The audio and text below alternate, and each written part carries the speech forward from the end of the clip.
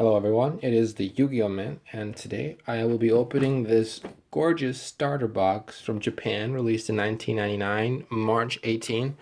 And this is one of the first Yu-Gi-Oh! Products ever to be released. Actually came out just a month shortly after the first Volume 1 and Booster 1 released. So technically in February of 1999, the first Yu-Gi-Oh! Product was released, and less than a month after, this starter box was released, which was the first sort of starter kit. And this is in the OCG, of course. So what's special about this is that it contains the first ever playable Blue Eyes White Dragon. And you can see that on the back here. It shows you the cards that are guaranteed to come with it, and the Blue Eyes is one of them, along with Flame Swordsman. And each of these cards is the first version of them ever released. Now this one is sealed. It's never been opened, and I paid $1,200 for it. And the reason I got it is because I really want to preserve that Blue Eyes White Dragon inside and to have it graded as a mint or a gem mint card, preferably gem mint, because there's already one available as a mint for about $400. So there was no way, there has never been one that has been graded as gem mint. So the only way I could really figure out how to do that was to obviously buy the sealed kit and to open it myself. And we are doing that essentially almost 20 years later, after it was released. So I have no idea what the conditions of the cards will be like inside, but we're gonna go ahead and find out. And there's only one other video on YouTube where this has been done. But the kit has some interesting stuff, so let's go ahead and dig in and see what we can find. It's actually really cool what they did, and how they made it. They've never really done something quite like this in terms of what's contained inside. All right, so let's just. Oh, all right. So there we go. All right, so let's just start with some of the basic stuff here.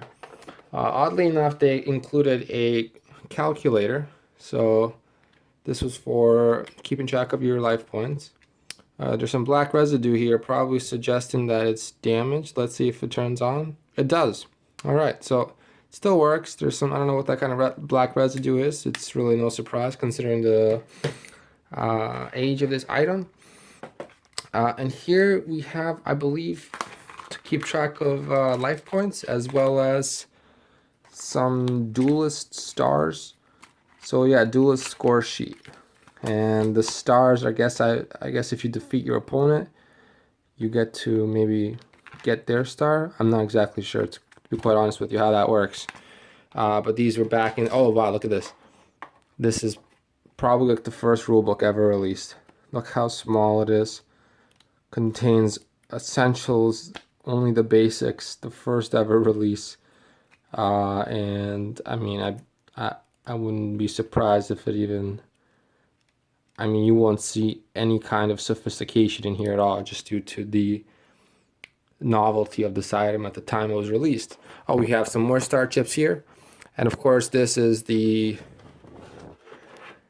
reason I bought the set, which is the deck that contains all the cards, including the Blue Eyes White Dragon. And funny enough, it has a belt clip, so if you wanted to go around looking like a nerd, you could.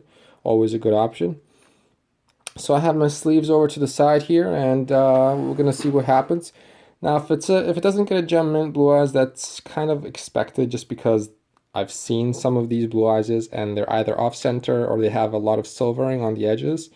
So I wouldn't be surprised if this is a non-gem mint 10 quality. However, if it were to be a gem mint 10 quality Blue Eyes inside, that would be fantastic, because it would be the first one, and I probably would not sell or trade it, just because it's the first Blue Eyes ever released that's actually playable. Now, there were Blue Eyes legally printed before this one. You know, Bandai printed their Blue Eyes, an English one and a Japanese one, but it was obviously limited to the Bandai version of the game.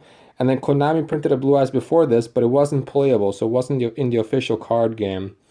And this is the first one, and it has the original artwork, which is really cool, and Velcro, so you know it's from the 90s. I'm just kidding. Alright, so nice and easy now. We're going to go in, alright? So I got my sleeve here. I'm a little bit nervous because I spent quite a bit of money on this, and I just want to see what... Show you guys what's going on. All right, so it appears all the cards are stuck to, oh, well, of course they're stuck to each other to have a plastic hold them together. I'm going to try to slide them out as skillfully as possible. I'm not using gloves because I don't want to lose sensitivity in my hands as I perform this procedure. All right, so there we go. The blue ice has been pulled out. Now there's a card behind it. Let's just separate and isolate.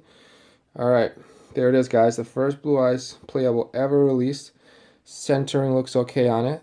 I don't see any scratches, so that's good. The edges aren't exactly perfect, I would say, but perhaps they're good enough for this card to be a 10.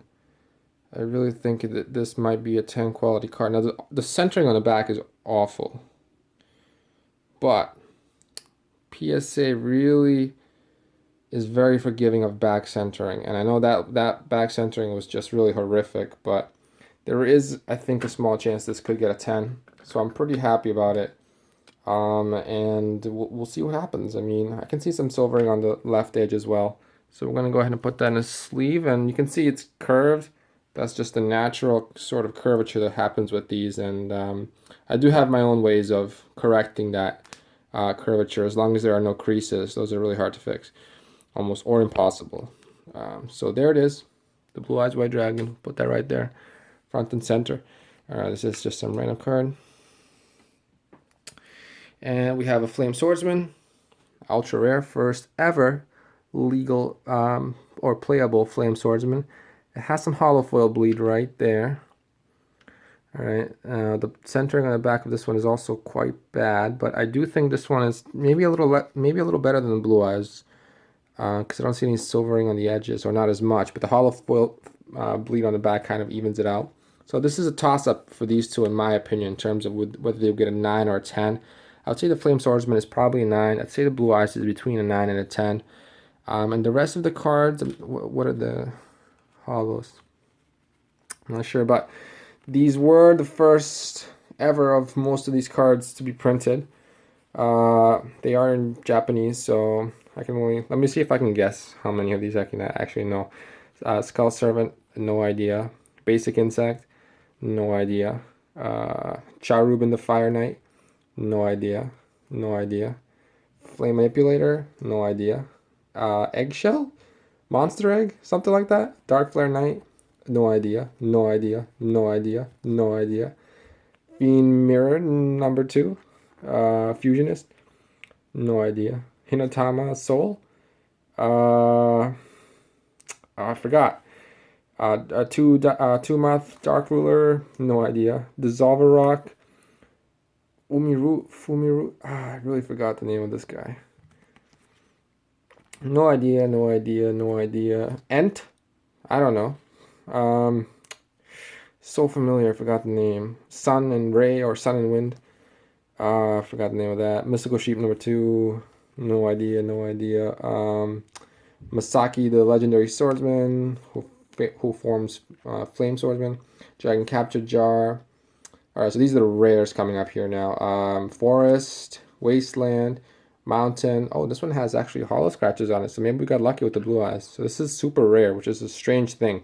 You know, you get the ultra rare Flame Swordsman, ultra rare Blue Eyes, rare Forest, rare Wasteland, and then the super rare is a Mountain. It's a little odd. The rare, I forgot the name. Grasslands? I don't know. Umi, right? I think that's not Umi, is it? Yeah, I think it is. Rare Umi. Oh, there's a Regeki. So super rare Regeki. That's very neat. That's got to go in here with the other guys. Time on polymerization, obviously. Now this one, you see the centering on this, and I've seen on the Blue Eyes cards like this. It's just not good. You see, it's just I mean it's beyond not good. Believe me, guys. It's like the centering is so bad that this card would just never ever get a 10, or probably would get maybe a 9 with a qualifier, meaning that it would get a 9 contingent on the on PSA making it evident that the card is off center, and that except for the off centeredness, it would be a 9. So it will be 9 in parentheses OC. and 2-pronged attack and remove trap. So that is those are the cards from the starter box. They're very cool, very shiny and glossy. Printed in 1999. Basically the first starter kit ever released in Yu-Gi-Oh! First playable Blue Eyes ever released, which is why I got the thing. So what I'm gonna do with these is I'm gonna grade the Blue Eyes, and I already bought another one that's like in near mint to mint condition. It has a hollow foil scratch, so it won't get a 10, but I'll replace it here, and I'll try to sell the kit open, and obviously I'll take photos of that Blue Eyes. So I'll still have a complete kit once I send this into PSA. I'm really hoping for a 10, but I don't know if PSA will be that forgiving on the back centering of this Blue Eyes. If it gets a 10, it will be the first Blue Eyes it will be the first of the first Blue Eyes to ever get that 10, because currently there is none of these as a 10. So it will be historic, and you know, I don't mean to hype it up by saying historic, but it would be really cool, I gotta say. So who wants to duel? Who has their chips ready? Let's go. And you gotta get you can't duel me unless you have a belt clip, guys. All right, you ain't cool without man. Look at this. Imagine going to a tournament with this thing. Get your deck in there, and you can't like put sleeves either because the cards barely like fit in here. So you got to go with just your raw cards in order to use this belt clip. Although I wonder if you can nope, you can't remove it. It's bonded in there. In any case, that is the starter kit, you guys. And there is a theatrical release of this as well, which means it was released like 6 days prior to this one. Exactly the same contents, except it has like a golden star here and says theatrical release. It's very expensive. I think there's like one on eBay for like $5,000. So, I mean, it's the same contents, but it's obviously collector's. I'm one that's not meant to be opened. This, I would say, also probably not meant to be opened, considering how rare and scarce these are. But when you're desperate for the first Blue Eyes ever released, you will do incredible things, and you will go to incredible lengths to acquire it. So initially this was like $1,600 on eBay, but I negotiated the seller down to $1,200, and I figured that was a risk worth taking, because this Blue Eyes here is priceless. Damn it, that's right, I said it. Fucking priceless. Anyways, guys, thanks for tuning in. It's the Yu-Gi-Oh! Man, and I hope you enjoy the video. Have a good day, and peace out.